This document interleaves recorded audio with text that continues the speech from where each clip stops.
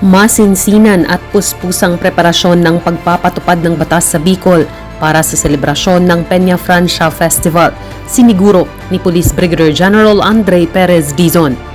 At mga kasurugkaps alerto 24 sa kasagsagan ng masamang panahon.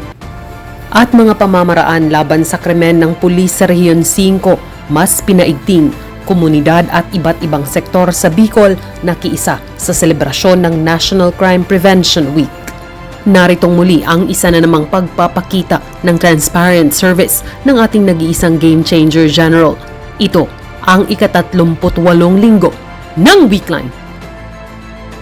Noong linggo unang araw ng Setyembre, personal na inasikaso ni Police Brigadier General Dizon ang naging security coverage and police assistance kay Representative Elizalde Esco of Ako Bicol Party List sa Bicol International Airport. At kahit linggo, dahil unang araw ng buwan, maraming dokumento ang nakaatang sa opisina ng ating Game Changer General.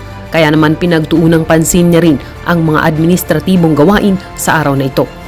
Pagsapit ng Lunes, ika-2 ng Setyembre, Guest of Honor and Speaker sa naging blessing and inauguration of Grandstand Extension, Audio Room and Regional Tactical Operations Center si Police Brigadier General Dizon sa loob ng Regional Headquarters. Mga istruktura at kagamitang makakatulong sa mas pinagtibay na pagpapatupad ng batas sa Rehiyon 5. Kabilang ito sa mga pamamaraan ng ating Game Changer General upang masigurong hindi lamang napapabago ang mga pamamaraan sa komunidad kundi maging sa loob din ng hanay upang sa gayon ay mas ganado ang ating kapulisan na magsilbi sa sangkatauhan.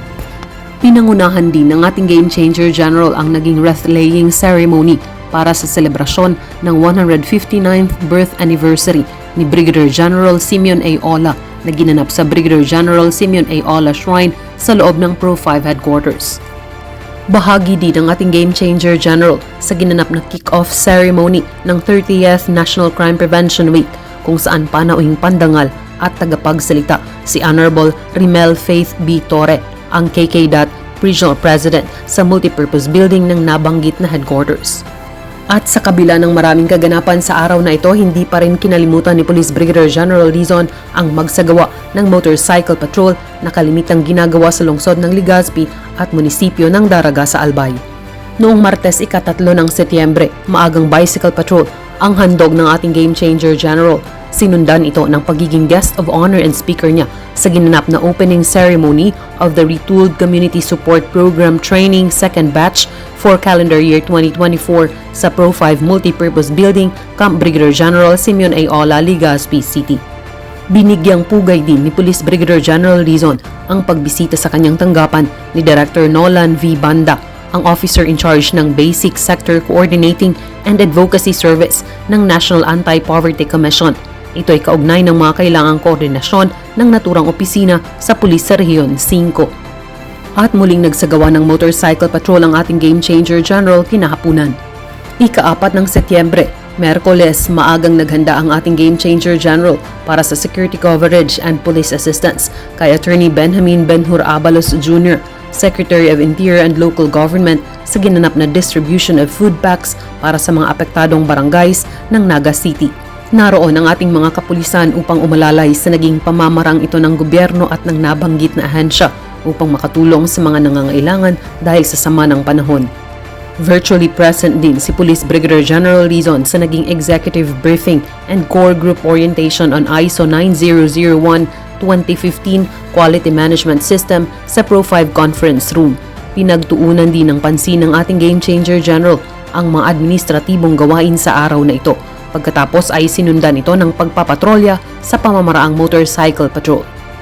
Samantala noong Huwebes, ika-5 ng Setyembre, pagkatapos ng maagang bicycle patrol, nakibahagi si Police Brigadier General Dizon sa inilunsad na multi-agency send-off ceremony para sa security forces ng Peña Francia Festival 2024 sa Pro 5 Parade Ground ng Camp Brigadier General Simeon A. Ola, Legazpi City.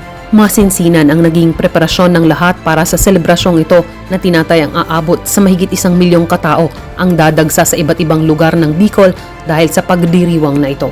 Binigyang oras naman ni Police Brigadier General Dizon sa araw na ito ang naging exit call ni Mr. Lorenzo M. Malasa, ang audit team leader ng Commission on Audit sa tanggapan ng ating Regional Director.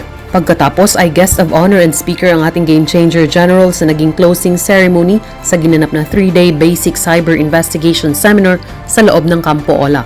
Pamamaraang mas palakasin pa ang mga kakayahan ng ating pulis sa Rehiyon 5 sa pagsugpo ng mga krimen gamit ang makabagong teknolohiya. At kahit siksik ang naging mga kaganapan para sa araw na ito ng ating Regional Director, hindi pa rin nawala ang motorcycle patrol pagsapit ng dapot hapon hanggang gabi. At noong Biyernes, ika-6 ng Setyembre, pagkatapos ng naging bicycle patrol, pinaghandaan ng pamunuan ng Pro 5 sa pangunguna ni Police Brigadier General Dizon ang naging culminating ceremony ng 30th National Crime Prevention Week, kung saan panauhing pandangal at tagapagsalita si Dr. Danilo E. Despi, ang Schools Division Superintendent SDO, Legazpi City. Isang magandang pagkakataon upang mas maging matibay ang ugnayan ng pulisya at ng kagawaran ng edukasyon. Ito din ang araw kung saan ginanap ang 3rd Quarter 2024 Regional Police Intelligence Committee Conference at bahagi ang ating Game Changer General. Pinag-usapan ang maraming hakbang sa pagpupulong na ito, lalo na sa mga kampanya kontra kriminalidad, droga at terorismo. Nagsagawa din kaagad ng motorcycle patrol ang ating Regional Director pagkatapos ng kaganapan bago nagtungo sa retirement honors ni Fire Chief Superintendent Ricardo C. Perdigon, ang Regional Director ng Bureau of Fire Regional Office 5 sa Marison Hotel, Legazpi City, Albay. At noong Sabado, mas pinahabang oras muli ang ginawang bicycle patrol ng ating Game Changer General sa umaga, gayon din ng motorcycle patrol kinahapunan. At may mga pinagtuunang administratibong gawain din si Police Brigadier General Dizon sa araw na ito. At sa mga operasyong naisagawa sa buong linggo mula unang araw ng Setyembre hanggang ika-7 sa taong kasalukuyan. Umabot sa mahigit 1 milyong pisong halaga ng iligal na droga ang nakumpiska ng mga operatiba ng pulis sa Rehiyon 5 na nagresulta sa pagkakaaresto ng 28 suspects mula sa 20 ginawang operasyon. Nanguna dito ang Camarines Sur Police Provincial Office, sinundan ng Albay Police Provincial Office at pumangatlo ang Sorsogon Police Provincial Office. Sa kampanya kontra illegal gambling, inaresto ang 22 suspects mula sa ginawang 8 operasyon. May 29 na operasyong naisagawa naman sa kampanya kontra loose firearms kung saan 6 ang inaresto. Habang mahigit 300,000 pisong halaga naman ang mga kagamitang kumpiskado sa illegal na pangingisda, kung saan arestado ang 216 na suspects sa 7 ginawang operasyon. Huli naman ang 3 suspects sa kampanya kontra illegal logging na nagresulta sa pagkakakumpiska ng mahigit 200,000 pisong halaga ng mga lumbers at flitches. Samantala, umabot sa 103 most wanted persons ang inaresto sa buong Kabikulan sa nakalipas na linggo, habang 2 ang arestado at 6 ang sumuko sa mga hakbang kontra insurhensya. Pagkaabangan kaming muli sa susunod na linggo, subaybayan ang transparent service ng ating Game Changer General. Dahil kay Police Brigadier General Andre Perez Dizon, serbisyo ay damang-dama, serbisyo ay uunahin ka at ipapatupad ang serbisyong APD, approachable, presentable, and dependable kasurong cops.